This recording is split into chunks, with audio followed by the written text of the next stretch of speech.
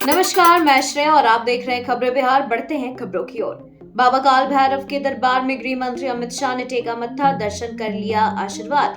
वाराणसी दौरे पर केंद्रीय गृह मंत्री अमित शाह ने बाबा काल भैरव के मंदिर में दर्शन किया है। उन्होंने विधि विधान से पूजा अर्चना किया और मंदिर में पुख्ता सुरक्षा इंतजाम भी किया गया था। अमित शाह ने प्रधानमंत्री नरेंद्र मोदी के संसदीय क्षेत्र में चुनाव कार्यालय का किया उद्घाटन। अमित शाह ने वाराणसी में प्रधानमंत्री नरेंद्र मोदी के लोकसभा क्षेत्र में चुनाव कार्यालय का उद्घाटन किया। उन्होंने भाजपा कार्यकर्ताओं से एकजुट होकर 400 सीटों का लक्ष्य पूरा करने की अपील की है। उन्होंने मोदी द्वारा किए गए विकास के वादों को हर घर तक पहुंचाने का आह्वान किया और मोदी द्वारा काशी के विकास पर भी चर्चा की। एनसीपी शरद पवार का घोषणा पत्र जारी, रसोई गैस के दाम कम करने समेत कई किए गए वादे। एनसीपी शरद पवार ने लोकसभा चुनाव 2024 के लिए अपना घोषणा पत्र जारी कर दिया है। उन्होंने पेट्रोल और डीजल पर टैक्स को कम करने, रिक्त पदों को भरने, महिलाओं को नौकरियों में आरक्षण, महिलाओं की सुरक्षा और उनकी शिक्षा के लिए कानून बनाने का वादा किया है। कौन छीन रहा माताओं बहनों का सुहाग? पीएम मोदी के मंगलसूत्र बयान पर तेजस्वी का तंज, पूछा ये 5 सवाल। नेता प्रतिपक्ष तेजस्वी प्रसाद यादव ने बताया कि मुद्दों से ध्यान भटकाने के लिए मंगलसूत्र की बात की जा रही है। उन्होंने कहा कि पीएम नरेंद्र मोदी को बेरोजगारी, महंगाई और बुरी अर्थव्यवस्था के मुद्दों पर बात करनी चाहिए। उन्होंने उदाहरण के रूप में मनमोहन सिंह की सरकार के बयान का उल्लेख किया, जिसमें संपत्ति के पहले अधिकार को मुस्लिमों को दिया गया था। चुनाव आयोग ने पीएम मोदी और राहुल गांधी के खिलाफ मिली शिकायतों पर बीजेपी और कांग्रेस से जवाब मांगा। आयोग ने पीएम मोदी और राहुल गांधी के खिलाफ चुनाव उल्लंघन की शिकायतों पर बीजेपी और कांग्रेस से जवाब मांगा है। आयोग ने आचार संहिता के उल्लंघन की शिकायतों के बीच दोनों पार्टियों को नोटिस भेजा है। उन्हें 29 अप्रैल तक जवाब देने के लिए कहा गया है। इंदिरा गांधी, सोनिया गांधी ने भी तो विपक्ष के सरनेम के आरोपों पर बोले। प्रद्योत किशोर देव बर्मन। प्रद्योत किशोर ने कांग्रेस द्वारा लगाए गए आरोपों का जवाब दिया और कहा कि भारतीय परंपरा में शादी के बाद अपने पति का सरनेम लेना सामान्य है। उन्होंने दिखाया कि गांधी परिवार की महिलाएं भी अपने पति के सरनेम का प्रयोग करती हैं। उन्होंने आगे ये भी बताया कि उनकी बहन भी अपने पति के सरनेम का इस्तेमाल करेगी जब वह शादी करेंगी। बिहार के पटना में शादी समारोह से लौट रहे जेडीयू नेता सौरभ की गोली मारकर हत्या। बिहार में लोकसभा चुनाव 2024 के दूसरे चरण से पहले पटना में एक भयानक हत्या का मामला सामने आया है। जेडीयू नेता सौरभ कुमार को उनकी शादी समारोह से वापस लौटते समय पुनपुन इलाके में गोली मारकर हत्या कर दी गई। हमले में सौरभ कुमार के साथ मौजूद एक व्यक्ति को भी गोली लगी। वहीं आपको बता दें कि इस हत्या के बाद जेडीयू नेता के समर्थकों में गहरा आक्रोश देखा गया है। उन्होंने जमकर हंगामा किया है। बसपा ने 3 लोकसभा सीट के लिए घोषित किए उम्मीदवार। ददरौल विधानसभा उपचुनाव में भी मैदान में। बहुजन समाज पार्टी ने चुनावी रणनीति में बदलाव करते हुए पूर्व प्रदेश अध्यक्ष भीम राजभर का चुनावी टिकट बदल दिया है।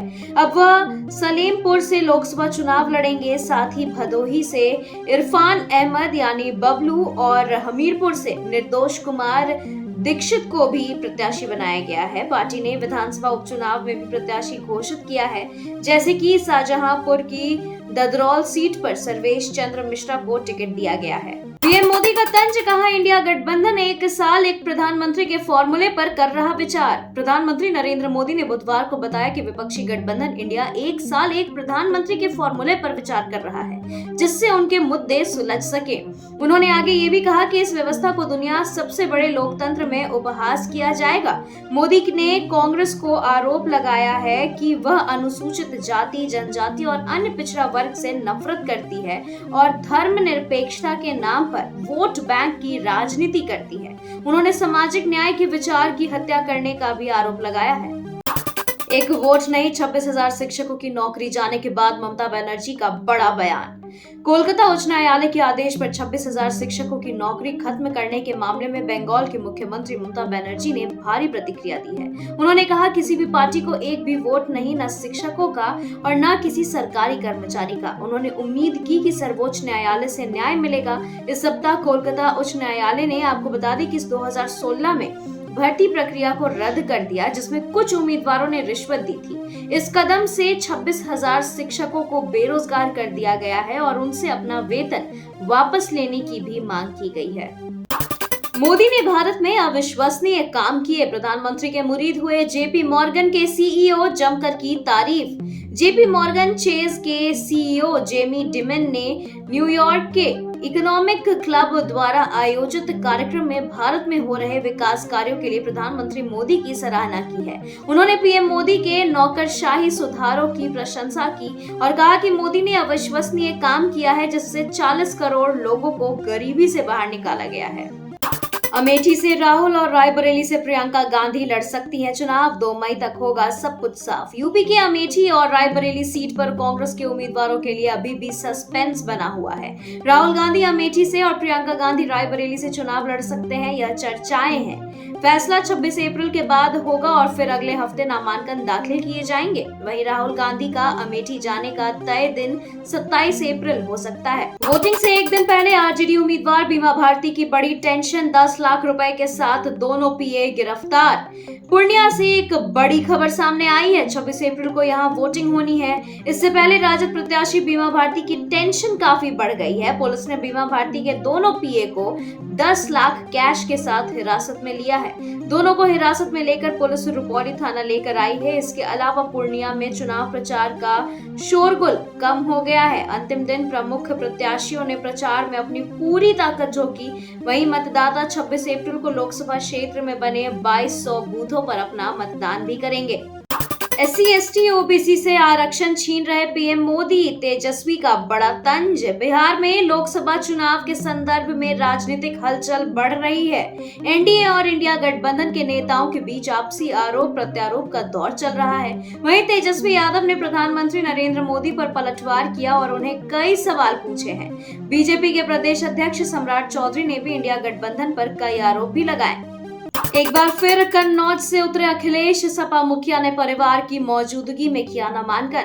समाजवादी पार्टी के राष्ट्रीय अध्यक्ष अखिलेश यादव ने लोकसभा चुनाव के लिए इत्र नगरी कन्नौज से अपना नामांकन दाखिल कर दिया है। अपनी पत्नी डिंपल यादव, चाचा शिवपाल और राम गोपाल समेत कई पार्टी के पदाधिकारी मौजूद थे। वहीं पहले इस सीट से सपा ने अखिलेश के भतीजे और मैनपुरी से पूर्व सांसद तेज प्रताप यादव को उम्मीदवार घोषित किया था। अब यूपी के कन्नौज सीट पर मुकाबला दिलचस्प हो गया है, जहां बीजेपी ने वर्तमान सांसद सुब्रत पाठक को उतारा है, जिन्होंने 2019 के लोकसभा चुनाव में अखिलेश की पत्नी डिंपल यादव को हराया था। बच्चों को लेकर जाओ, वोट देकर फोटो डालना, किशनगंज की रैली में ओवैसी की वोटरों से अपील। AIMIM के अध्यक्ष असदुद्दीन ओवैसी ने बुधवार को बिहार के किशनगंज में चुनावी जनसभा में भाषण दिया। उन्होंने बीजेपी और कांग्रेस दोनों पर निशाना साधा और कहा कि देश के प्रधानमंत्री नफरत फैला रहे हैं। ओवैसी ने जनसभा में देश में नफरत का दुरुपयोग की चेतावनी दी और मतदान के लिए वोटरों से अपील भी की। दिल्ली के तिहाड़ जेल में हिंसक झड़प, आपस में भिड़े कैदी एक दूसरे पर सुए से किया अटैक, राजनीतिक पार्टी ने कहा अपने नेता की जान को खतरा। तिहाड़ जेल में दबदबा बनाए रखने के लिए कैदियों के 2 गुट भिड़ गए हैं। इसके बाद विवाद बढ़ा और उन्होंने एक दूसरे पर सुए से हमला किया है। 4 कैदी घायल हो गए और उन्हें अस्पताल में भर्ती किया गया है। ये घटना सोमवार की रात तिहाड़ जेल नंबर 3 में हुई। वहीं आपको बता दें कि जेल में बनाया गया सुए से हमला किया गया है। इसके बाद आम आदमी पार्टी के सांसद संजय सिंह ने दिल्ली के CM अरविंद केजरीवाल की सुरक्षा को लेकर चिंता जताई है। पटना के होटल में भीषण आग लगने से 3 की मौत, 20 से ज्यादा लोग घायल। बिहार के पटना जंक्शन रेलवे स्टेशन के पास एक होटल में गुरुवार यानी 25 अप्रैल को अचानक आग लग गई। आग में झुलसने की वजह से 3 लोगों की मौके पर ही मौत हो गई है और वहीं 20 से ज्यादा लोग घायल बताए जा रहे हैं। वहीं घायल लोगों को फौरन इलाज के लिए अस्पताल भेजा गया, जिनकी हालत गंभीर बनी हुई है। मनीष कश्यप ने ज्वाइन की बीजेपी, जाने अंतिम समय किसने पलट दिया गेम। बिहार के प्रसिद्ध यूट्यूबर मनीष कश्यप ने भारतीय जनता पार्टी में शामिल हो लिया है। उन्होंने दिल्ली के बीजेपी मुख्यालय में सदस्यता ग्रहण की, जिस पर मनोज तिवारी ने उनका स्वागत किया। उन्होंने यह फैसला मां के सुझाव पर किया है। चुनावी भाषणों पर चुनाव आयोग का नोटिस, नफरत फैलाने का आरोप। चुनाव आयोग ने गुरुवार को पीएम नरेंद्र मोदी और राहुल गांधी के भाषणों पर नोटिस जारी किया है। यह नोटिस आचार संहिता के उल्लंघन के शिकायतों पर जनप्रतिनिधि कानून के सेक्शन 77 के तहत इशू किया गया है। आयोग ने भाजपा अध्यक्ष नड्डा और कांग्रेस अध्यक्ष खड़गे से 29 अप्रैल सुबह 11 बजे तक जवाब मांगा है। ऋषभ पंत ने गुजरात टाइटंस की जमकर की धुलाई, 1 ओवर में लूटे run. Indian Premier League match में दिल्ली कैपिटल्स के कप्तान ऋषभ पंत प्रचंड फॉर्म में दिखे हैं। उन्होंने गुजरात टाइटंस की गेंदबाजों की खबर ले ली है। उनका जहां मन हुआ वहां उन्होंने मारा है। वहीं मोहित शर्मा के 1 ओवर में उन्होंने 31 रन कूट डाले हैं। पंत की पारी की बदौलत मैच में दिल्ली की जीत में एक्स फैक्टर बन गई। हैदराबाद के खिलाफ आरसीबी की आर पार वाली जंग, आईपीएल 2024 में सनराइजर्स हैदराबाद और रॉयल चैलेंजर्स बेंगलुरु के बीच मुकाबला होगा। फॉफ डू प्लेसेस की कप्तानी वाली आरसीबी ने इस सीजन में अब तक 8 मैच खेले हैं, जिसमें से सिर्फ 1 ही जीता है। पॉइंट्स टेबल में अगर बात करें तो आरसीबी 10वें नंबर पर है। हैदराबाद टीम ने 7 में से 5 मैच जीते और 2 हारे हैं। प्लास्टिक सर्जरी की चर्चा के बीच बोले राजकुमार राव, एक्टर्स पर भी एक्ट्रेसेस जितना अच्छा दिखने का दबाव। राजकुमार राव ने कहा कि मेल एक्टर्स पर भी अच्छा दिखने का उतना ही दबाव है जितना फीमेल एक्टर्स पर। उन्होंने कहा कि अब एयरपोर्ट के लिए निकलते वक्त भी ये सोचना पड़ता है कि अच्छे दिख रहे हैं या नहीं, क्योंकि एक खराब फोटो आ गया तो उस पर बुरे कमेंट्स भी आने लगते हैं। अल्लू अर्जुन के फैंस के लिए खुशखबरी, पुष्पा 2 द रूल के फैंस के लिए इंतजार कर रहा है बड़ा सरप्राइज। पुष्पा 2 का दर्शक बेसब्री से इंतजार कर रहे हैं। अल्लू अर्जुन के चाहने वालों के लिए बड़ा सरप्राइज वेट कर रहा है। आपको बता दें कि फिल्म मेकर्स ने फिल्म के पहले गाने पुष्पा पुष्पा की झलक को दिखाई। पूरे गाने को फैंस 1 मई को देख सकेंगे। बिहार में 5 दिनों तक सूरज बरसाएगा आग, दिन में 12 से 3 घर से न निकले। बिहार में 29 अप्रैल तक प्रचंड ताप के प्रभाव से हीट की स्थिति बनी रहेगी। पटना सहित राज्य के 23 जिलों में भीषण गर्मी की स्थिति बनी हुई है। पूर्णिया, सुपौल और पूर्वी चंपारण के मोतिहारी में बुधवार को हीट वेव की स्थिति रही। वहीं 42.8 डिग्री के साथ शेखपुरा में सर्वाधिक अधिकतम तापमान दर्ज किया गया है। आपको बता दें कि पटना का अधिकतम तापमान 40.7 डिग्री रहा। और खबरों के सिलसिलों में फिलहाल इतना ही। बने रहें खबरें बिहार के साथ। मिलते हैं अगले अपडेट में। नमस्कार।